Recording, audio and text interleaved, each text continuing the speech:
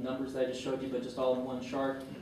If you look at our rank nationwide, the average dispatcher wage in Colorado falls sixth in the country, sixth out of all 50 states. So we are the sixth highest paid. We have the sixth highest paid dispatchers in the country. This, of course, does not mean that every dispatcher in the state of Colorado is making anywhere near that. It just means that on average, they're the sixth highest in the state, in the country. That's actually the best we've been since I started tracking it a couple years ago. We were at 7th, and then last year we were at 9th, and now we're back up at 6th. And the Bureau of Labor Statistics shows 1,460 people employed in the state of Colorado as public safety dispatchers. That doesn't include supervisors, managers, or people who are strictly call takers. It's only the dispatchers. Let me break it down by region. All this information comes from the Bureau of Labor Statistics. And I know it's hard to see the screen. Again, you can if you want to look at it in more detail, this presentation is available on the website now.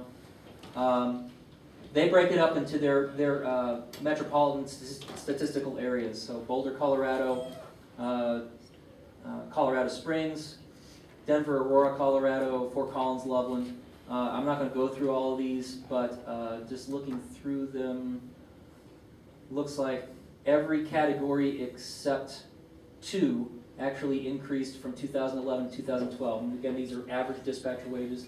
The 2 that actually dropped were Northern Colorado non-metropolitan area and Central Colorado non-metropolitan area. Both of those categories actually saw decreases in average dispatcher wages. Now we're back to the data from the online PSAP profiles. Instead of breaking it up by metropolitan statistical area, I break it up by region of the state using the all-hazard regions. I know it's kind of hard to see right now, but for areas that increased, shows a percentage increase in green beneath it, and areas that decrease shows an area decrease in red beneath it. So for instance, the very top left says NC in that column. That's North Central. That's the North Central region. Starting call taker wage, $18.80 an hour. That's a 0.2% increase over last year. So that's how you read it. So if you can actually look down through the columns, you see the average wages for all the different areas. The North Central region was kind of a mixed bag. Some categories increased, some decreased.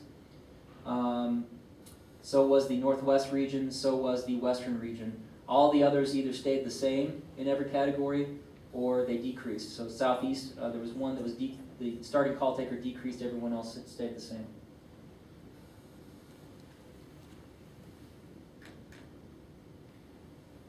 Another way I broke it up was by the size of the PSAP. So this is by the number of phone consoles in the PSAP. So if you have less than 5 phone consoles, the news wasn't as good for you as for other PSAPs. They were the ones that were most likely to decrease.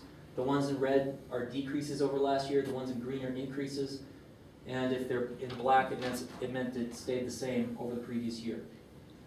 So for small PSAPs with less than 5 phone positions, they decreased in starting dispatcher, top supervisor, and current director. They did increase in starting supervisor. Medium-sized PSAPs did better, showing decreases in starting call taker and starting dispatcher, but everything else actually increased. And large PSAPs with more than 10 dispatch consoles, they had 2 areas that decreased, 3 that increased, and 2 that I just don't have any data in. For some reason, none of the PSAPs that actually have more than 10 phone positions have entered any data for call taker. So I can't report on that. This kind of goes back to the trend that I've seen over the last couple of years of tracking this data, that medium-sized PSAPs tend to do a little better on wages. And as you can actually see, so for top dispatcher, the medium-sized PSAPs pay $27.44 an hour. That's higher than either the large PSAPs at $24.90 an hour or the small PSAPs at $22.24 an hour average. And that, I think, is just the economies of scale. They have a larger tax base generally because they're serving a larger population, so they have more revenue coming in, but they also don't have to spread that out among as many employees. So they tend to do a little bit better on wages. Moving on to staffing, most of the PSAPs in Colorado tend to be small. What I'm showing here is a quartile breakout of the number of operational employees. So the bottom quartile says 1 to 9. That means that the 25% of all of the PSAPs in Colorado have 9 or fewer employees. You see the second quartile goes up to 14, so if you put those two together, that means that 50% of all the PSAPs in Colorado have 14 or fewer employees. And then you go all the way up to the third quartile, goes up to 21. 75% of all of the PSAPs in Colorado have 21 or fewer employees. So almost all the PSAPs in Colorado tend to be either small or medium in size, and you have a few of the large ones. I'll let you guess who's at 163 for the top one, and that kind of rounds that out. Daryl, do you know how that compares with other states? Do I know how that compares with other states? I remember, I don't have data on this right now, but I remember from reading the Project Retains, they talked about PSAP size and talked about how the vast majority of PSAPs in the country were small to medium in size. And they defined small as being, I want to say, less than 10 employees, and medium as being 10 to 25 or 30, I can't remember right off the top of my head. Administrative ratio is another way of looking at staffing. So how many employees do you have in your PSAP that are administrative versus operational? The way I define administrative is they have no dispatch duties. That might be a PSAP manager. Maybe they get on the radio every once in a while, but they're not required to. In some dispatch centers, the supervisors are working supervisors, so those are operational employees. If the supervisor never actually gets on the radio, then they're an administrative employee. And there might be other administrative employees. There might be an office secretary that's devoted just to the PSAP. There might be a receptionist at the front desk. Every PSAP's a little bit different on this. So if you look at the overall average for every PSAP in the state, the average was 18.4%. So 18.4% of the employees of the average PSAP in the state of Colorado were administrative, non-operational. If you look at it by size, less than 5%, the ratio is a lot, or 5 employees rather. I'm sorry, that's by phone consoles. So less than 5 phone consoles in a dispatch center, the rate was 17%. 5 to 10, I'll turn that off. 5 to 10 phone consoles in a PSAP, it was 10.4%, and 10.1% was the rate for larger than 10. What basically comes down to is that you get the economies of scale.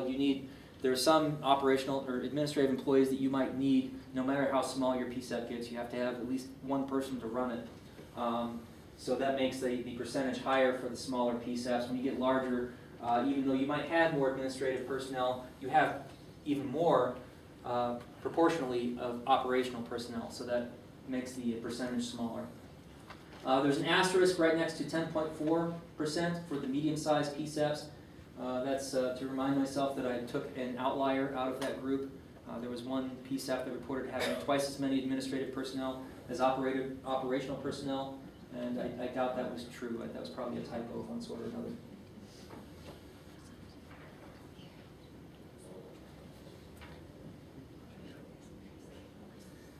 Turnover rates is another area that tends to be of great interest to those of you who are managing PSAPs. 2012, we saw a decrease in our turnover rate from 13.6% in 2011 to 12.1% in 2012. This is almost back down to the level in the first year that I requested this in the online PSAP profiles, 2010.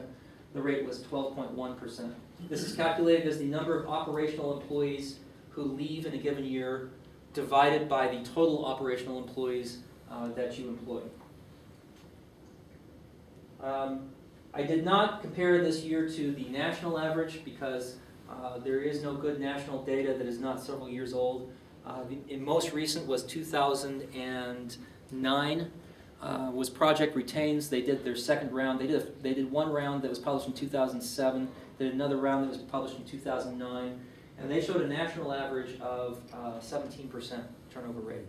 So compared to that, Colorado's doing pretty good. Might have something to do with that ranking 6th in wages, I don't know. But as far as the reporting goes, Colorado is below that national average, but again, I'm not actually putting that in the report because that 17% number is several years old now. And unfortunately, that's something the BLS doesn't track for us. If you break that down by the size of the PSAP, this is shown by number of operational employees. So 1 to 10 operational employees, the rate was 14.5%. For 11 to 20, it was 12.6%. For more than 21 employees or more, it was 8.8%. So you see there's a huge break by the size of the PSAP. I don't know all the factors that go into that. If you remember right, the medium-sized PSAPs actually paid more than the large PSAPs, but the large PSAPs still have a lower turnover rate. This could be due to a number of different factors. I wouldn't want to try to speculate as to what those are, but that seems to be a trend that has followed every year. The smaller the PSAP, the higher the turnover rate. One thing to keep in mind is that the smaller the PSAP, the more one person counts to that percentage, right? So if you only have 5 employees to begin with, and 1 leaves, you automatically have a 20% turnover rate. Whereas if 1 leaves from a large dispatch center, that percentage rate is going to be much smaller.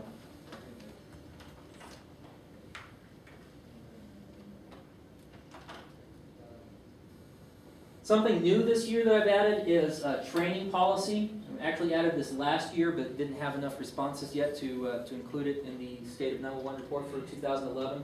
So 2012, though, this report will have training policies in it. This is a little bit less of a number thing and a little bit more of a qualitative data set. But just to give you an idea of some of the information that was asked, how many classroom hours do you require for new dispatchers? The average statewide was 96.1 hours. That's classroom, not on the job, it's just classroom. That actually ranged, however, from 0 to 360. So there are at least some PSAPs that are not requiring any classroom training for new dispatchers. It's all on the job.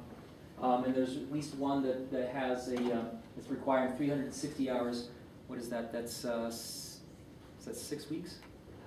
No. I can't do math right now. 9 weeks?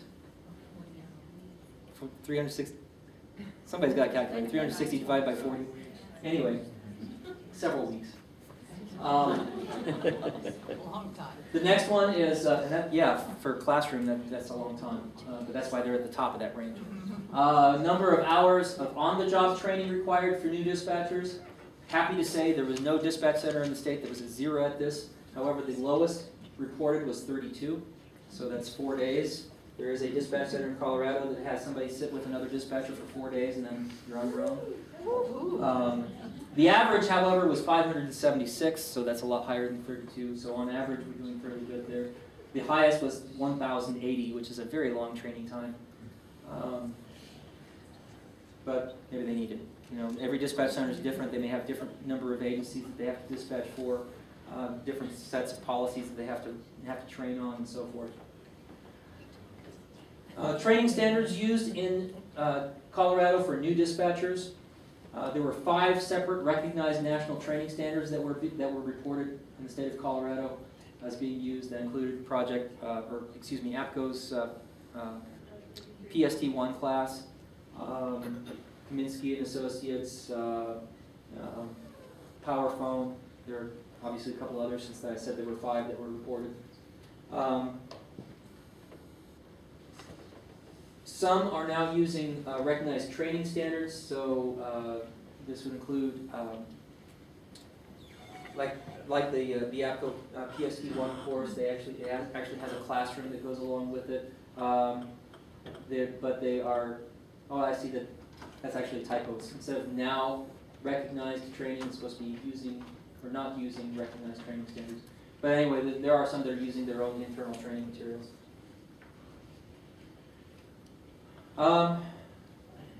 Last year and the year before that, I gave an open-ended question in the PSAP online PSAP profile that said, what areas of concern do you have in terms of equipment, or what operational areas of concern do you have? and people were able to type in whatever they wanted.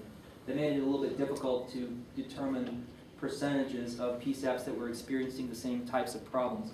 So this year, if you remember from your online PSAP profile, there were check boxes that you could check if a certain topic was an area of concern for you. Now, I will say that most PSAPs, even if they filled out the online PSAP profile, chose not to fill out this section. I think we had a response rate of 20 PSAPs in the state that filled out this section. That's why the numbers for 2012 are all even numbers, because no matter how you divide 20, you're not going to end up with anything in the first digit column. But compared to last year, staffing levels that were listed as a concern for the PSAP went up slightly from 70.6 to 75. And you can kind of go through here. Most of them are not huge changes. The last two on the list are probably the biggest changes. In 2011, 58.8% of the people responding to this part of the survey said that equipment was an issue for their PSAP. This year it was only 40%. That doesn't necessarily mean, because the sample size is so small, that doesn't necessarily mean there are fewer PSAPs that have equipment as an issue. It just means we had more PSAPs come on and start using this part of the survey that did not say that equipment was an issue. Same thing for facility. So 47.1%, which is kind of scary really.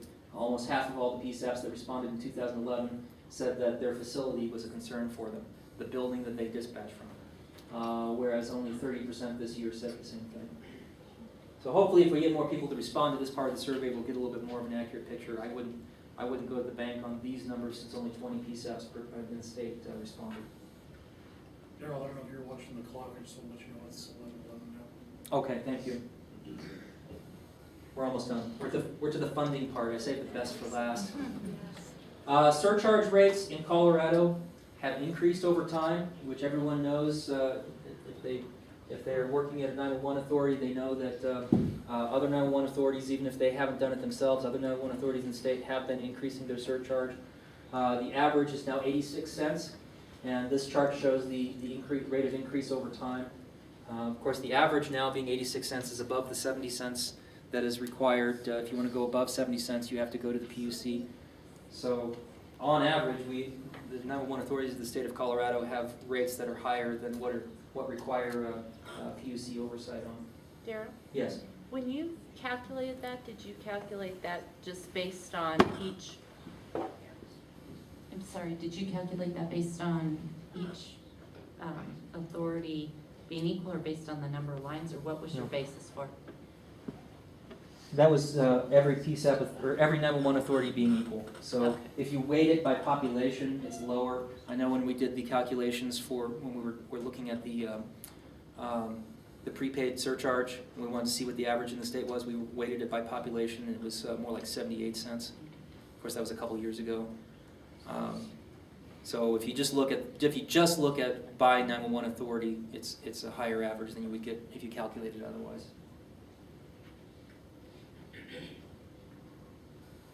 Something I added this year is, a couple years ago, I actually broke it down by population and then did a correlation analysis on it and showed a negative correlation of 0.33 for surcharge rate versus population.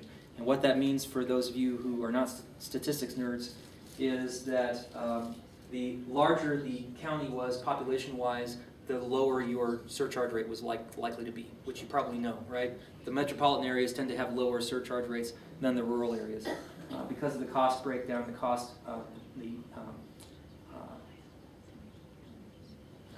the economies of scale is the term I'm looking for.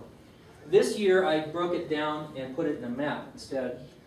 So you can see, and I know it's kind of hard to tell on this map, but again, you can look at it online when you get home. But the counties that are in yellow and the counties that are in green look kind of the same. But if you can tell the difference between those two colors, the counties that are in green have a surcharge rate of less than 70 cents. The counties that are shown in yellow have rates that are 70 to 99 cents. And the ones that are in red are $1 or more.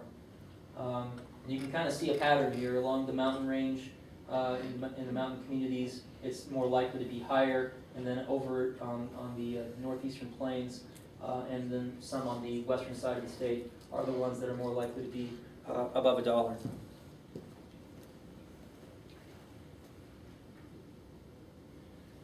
So that is the state of 911 report, at least the data for this year. Again, the actual state of 911 report is still in the process of being completed. The public utilities, or the 911 task force is going to have an opportunity to put some input into that as well, and then it will be actually submitted to the PUC this year, actually filed with the PUC this year, since we're not doing a presentation to the PUC. Before we break, does anybody have any questions or comments? Jeff, do you have anything on the webcast? Anybody typing? Nothing. Okay, well, it is now 11:14, so we're going to take a quick break. We're running a little bit behind, but not too bad, and then we'll come back in, and we'll start again at, let's say, 11:25. Thank you.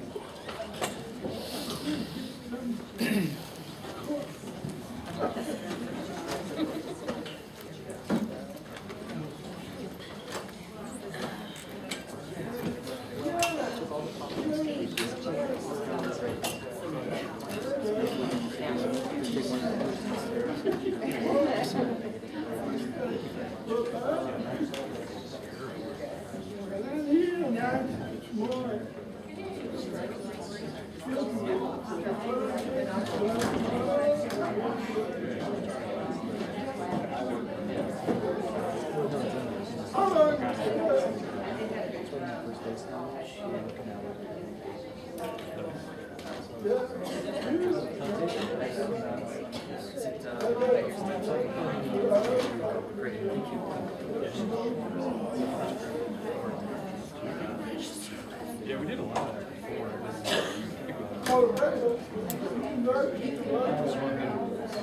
About this morning.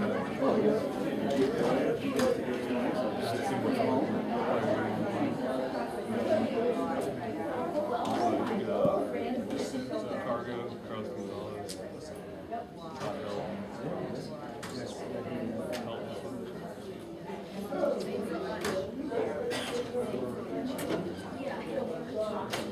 There was some seats we were getting for a while.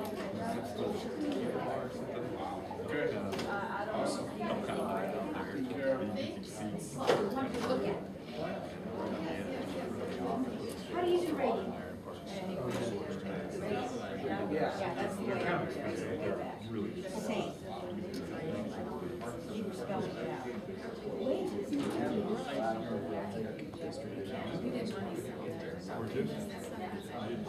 Yeah, I hope so. Yeah.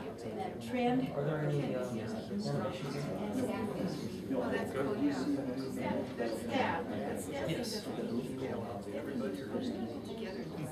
What about you can do staff?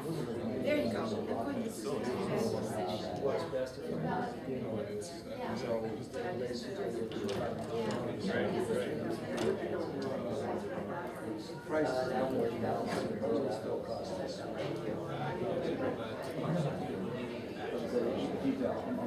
We may have said it.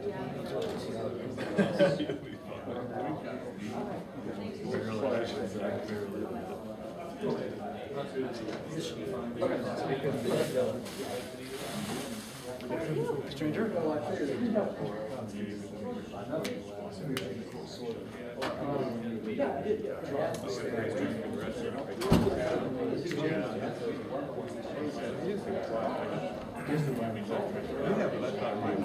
how's the sound back there? Good. You know, a little distortion when you get too close to it. There's a restaurant we do That building. Jeff? How are you? Good, how's it going? I thought you were in another building. I saw you walking. Yeah, it must be. We've got like 5 cameras. And then working on the video feed. She's normally my grandson does it. Before it was school, he's done the last 2 years. He missed 2 months of school to the baseball this year, so. Mom did one side. Interesting information so far. This is the first one he's done that too, so. Daryl's a great job. It's just, it's. Time to get back.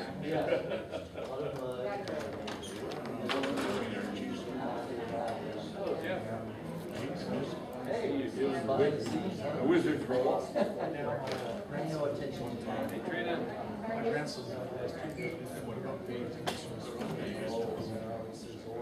Yeah. No helpers back there. Every 3 years, and the long way back there, 888. For 60, for a total of 20. You did a good job. So there's, well, I say we have, that's like. How many people are,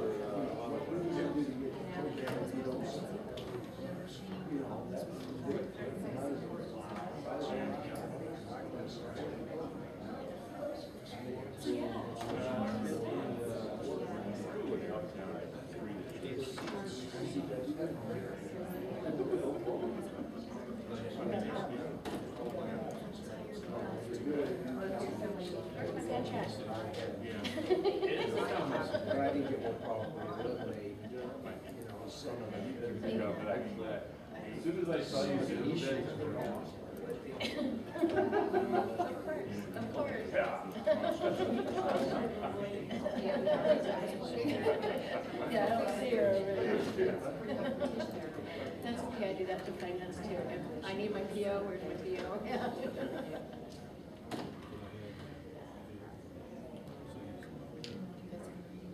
Yeah. Yeah. I thought the same thing. She did say that, we need to set up more nights to actually go over some of her reports. Yeah. Good at one. Figure out that, how many boards do you?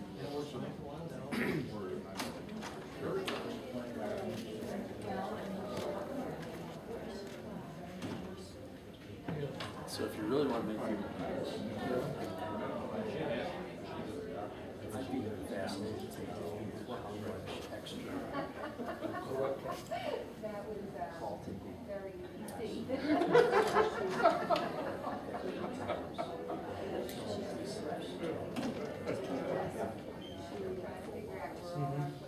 So, those people. Read into that what you want. Well, I have, that is, actually, I've never, that is one of the questions asked on the online PSAT profile is minimum staffing and peak staffing. Is that kind of what you're getting at? Yeah, but See it's, what the peak staffing, see what the but peak how staffing- much would they actually fill out? Is she, do they double? We're miles. Triple or they triple?